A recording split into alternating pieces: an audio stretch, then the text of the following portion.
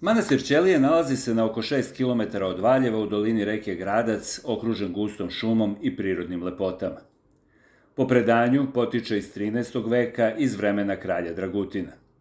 Tokom svoje istorije više puta je rušen i obnavljan, naročito tokom turske vlasti. Manastir Ćelije posebno je poznat po tome što je u njemu veliki deo svog života proveo arhimandrit i svetitelj Justin Popović, koji je živeo od 1894. do 1979. godine, a jedan je od najznačajnijih srpskih pravoslavnih teologa 20. veka. Njegove mošti počivaju u manastirskoj porti, a vernici i danas dolaze da se poklone ovom velikom duhovniku. U poslednjim decenijama manastir Ćelije je doživeo duhovnu i građevinsku obnovu. U manastiru se nalazi konak, biblioteka i izdavačka delatnost, koja neguje bogatu duhovnu baštinu srpskog naroda. Manastir Ćelije je ženski manastir i mesto tihe molitve, duhovne obnove i hodočašća. Zahvaljujući svojoj istoriji, prirodi i duhovnoj važnosti, jedan je od najposećenijih u ovom delu Srbije.